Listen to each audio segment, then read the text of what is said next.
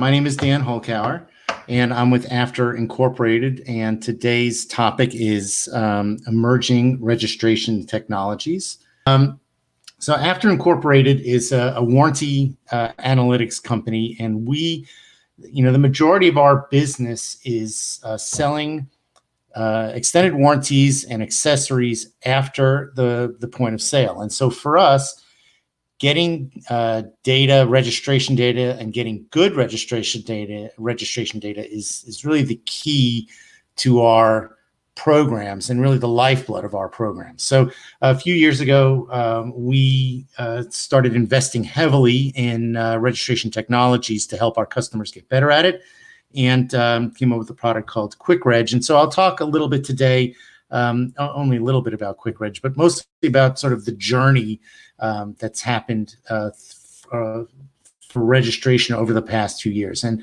we'll talk for a minute about why registration is important. I think everybody knows that, but we'll just double check. Spend a few minutes on sort of what the traditional registration methods are. We'll talk about three technologies that really started to change things. And then optimizing the product registration process. We'll talk for a few minutes about what's available right now.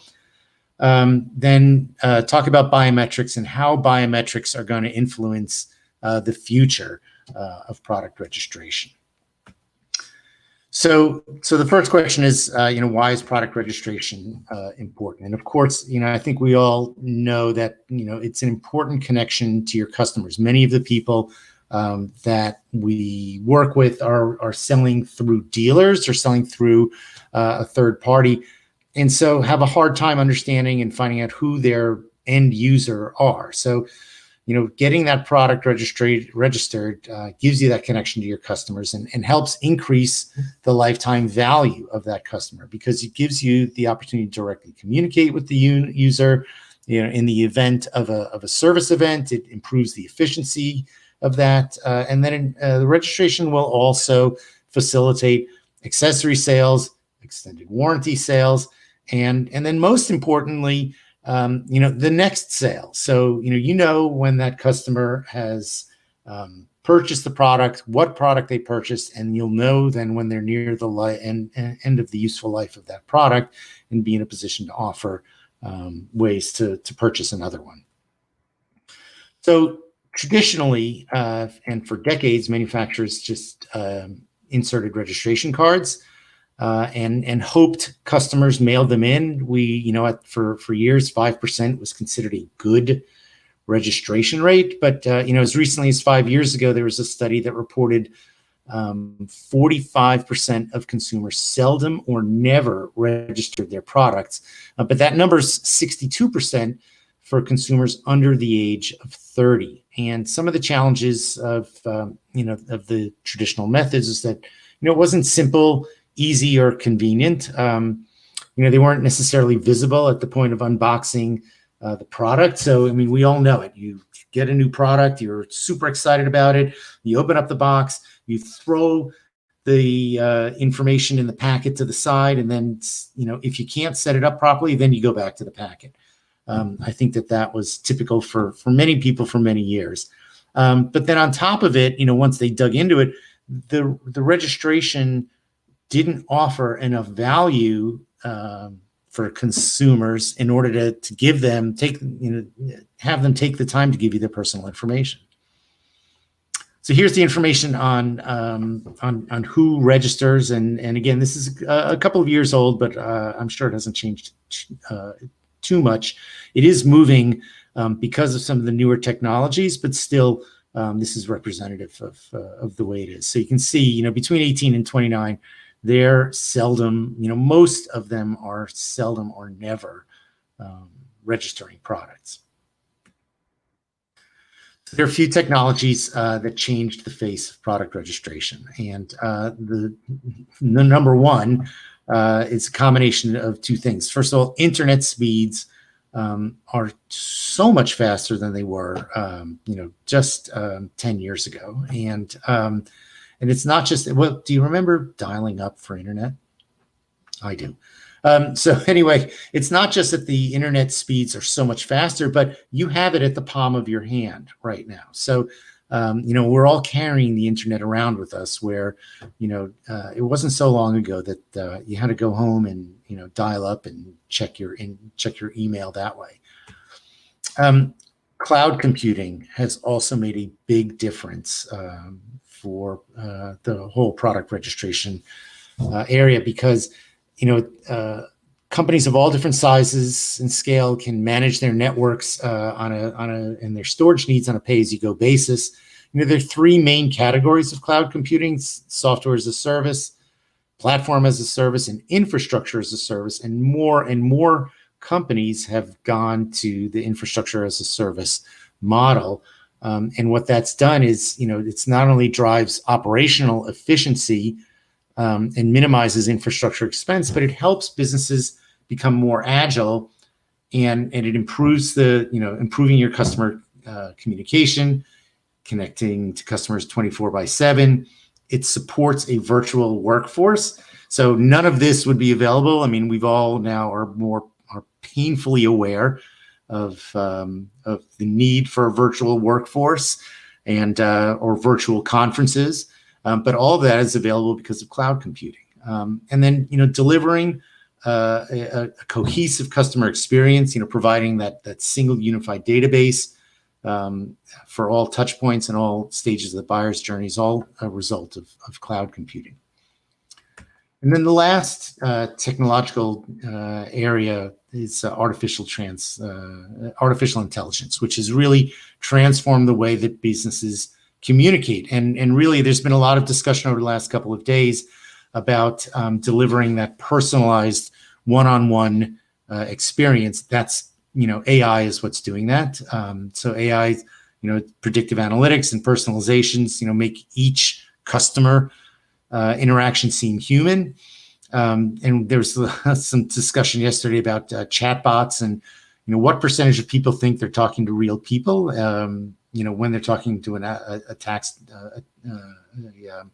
chat box. Alexa and Siri, those are also using AI. AI allows you to segment your customers by key attributes and for more targeted marketing campaigns, and also develop algorithms to suggest ads real time based on search history. So let's talk about optimizing the registration process. So the three technologies have really helped improve the overall experience, and they've driven registration rates up. I think one of the starkest area, or the most obvious areas with computers, where when you get a new laptop, registration rates for new laptops are over 75% because they're connected and you've got to go through the internet right away. The amazing thing on that is that 25% of the people still don't. But there are the registration rate has become more important in the chain of events with a product, and anything that's connected to the internet, that's a lot obviously has become a lot easier.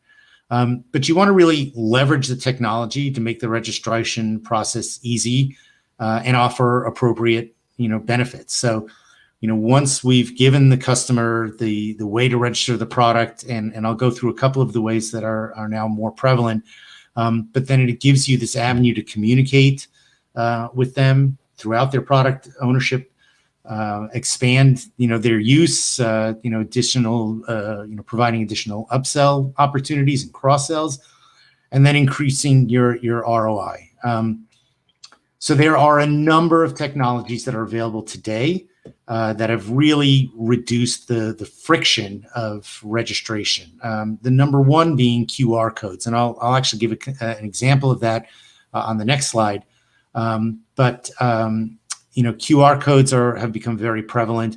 RFID, that's where you put there's a little chip in a tag that's either on the box or on the product, and that has very similar functionality to QR codes, but instead of training your camera on it, you just literally touch your phone to the RFID tag, and information will start popping up. And that technology is already embedded in most phones.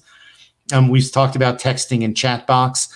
Those are chat bots. Those are available widely today. And then photo recognition, optical character recognition, where you're able to take a picture of the receipt and upload that, and that A, provides a record, and B, gives the information that the manufacturer needs, and is relatively quick and easy. So all of these are available today. All of those are available through our QuickReg application.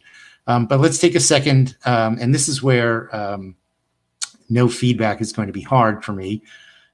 So quick QR codes have really become ubiquitous, and quick QR codes really got off to a rough start because they required you to download an app, and people didn't want to have the app, or maybe the app that you had was the wrong app for a particular QR code.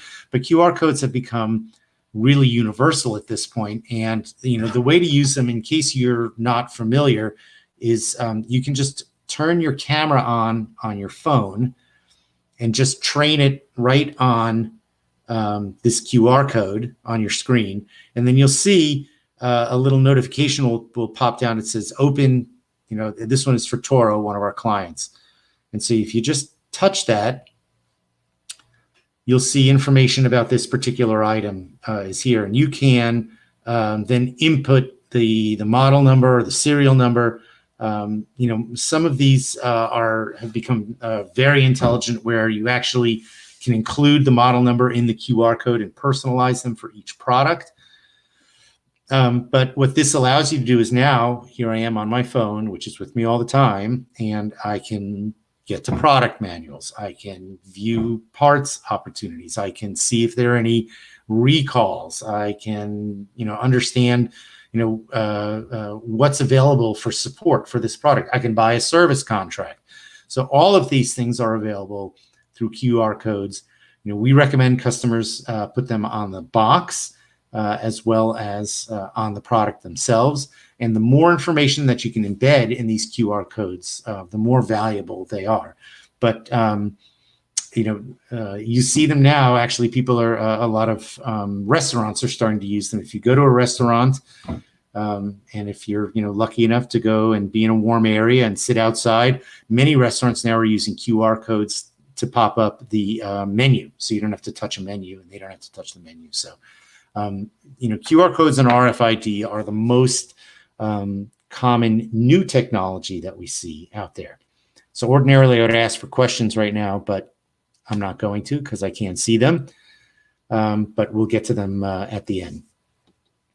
So let's talk about some of the things that are in the future. And the number one area is biometrics. So biometrics covers a variety of technologies in which unique identifiable attributes are used to identify and authenticate individuals. So, the first step is going to be, in the future, identifying individuals and then finding out what the product is.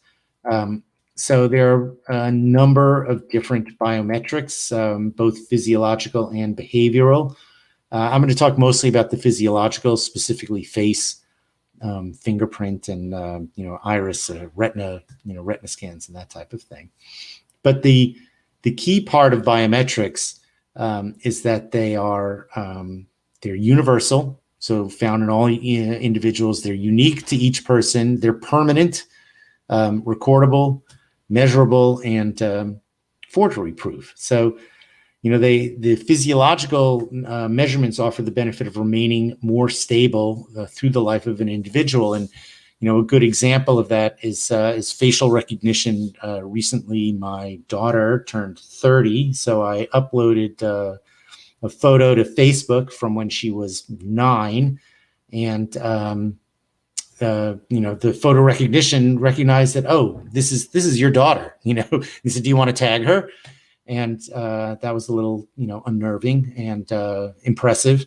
But it's just an example of how, biometrics are, they're permanent. And once they have your facial recognition, it's there. So a couple of examples of use cases for biometrics. So, physical access control. Biometrics are used a lot on military bases. to prevent, unauthorized individuals from accessing high-risk areas. So, you see retina scans. It's not just in the movies. Fingerprint scanners and those methods of allowing people to enter secure environments. Logical access control. So all of us on our phones now can use Touch ID to open the phone. And unbelievably, I was surprised when I saw this number. It's been going on since 2013, 7 years already for Touch ID, because it came out on the iPhone 5. And now facial recognition to open your phone. And that's already, been here for 2 or 3 years. So, and many Android phones have that available also. It's made it more convenient and improved the security of your phone. And in retail, there's been uses of facial recognition systems, particularly in the United Kingdom, where they've turned facial recognition systems to identify shoplifters. And in fact, there's an article in The Guardian from 2019 that reported that it had become pointless to report shoplifters to the police. So this article shared that in 2014, there was a law change that made shoplifting of goods below the value of 200 pounds a summary offense instead of a misdemeanor. So police weren't spending time and resources going after shoplifters, but it was still a problem for the retailers. So a number of retailers implemented video cameras and facial recognition software to identify shoplifters and either A, keep a close eye on them, or B, just deny them entry into their stores. So, Big Brother's definitely watching. And here's how facial recognition works. It reads the geometry of your face, and it can be captured either from a photo or from a video, and then stores that information and, is able to read it again and again. So they're looking for exact matches. Obviously every single one is slightly different. So the other piece to this is computer vision. So it's not just having that data, but being able to access it. And the definition of this was, it's the field of study surrounding how computers see and understand digital images and videos. And there have been a number of factors over the last few years that have taken computer vision accuracy rates from 50% up to 99%. So they're very accurate these days. And so, there are a number of factors that have converged to bring about, that accuracy. And it's, it goes back to the mobile technology with the built-in cameras, the increase in computing power, hardware designed for computer vision, and then building algorithms then to understand what it all means and put it all together. So now that I have you sufficiently nervous about how everybody knows everything that you're doing, let's talk about how those products are going to make future registration, impact future registration technology. So we can't really predict what the future registration solutions are going to look like, but we can say with confidence they will likely include both biometrics and computer vision in the future, because the benefits are really, too great to ignore.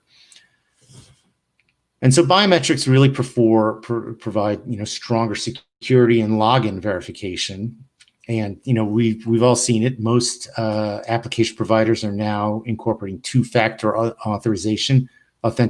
Very annoying, very effective at keeping security at a high level.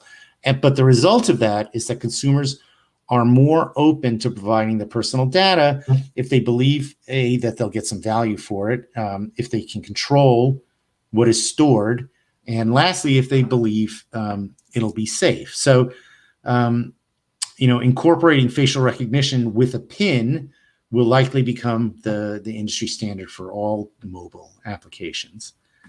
And then computer vision will help improve the customer experience and also drive higher registration rates. So, mobile registration has made it so much easier. It will continue to make it easier and convenient.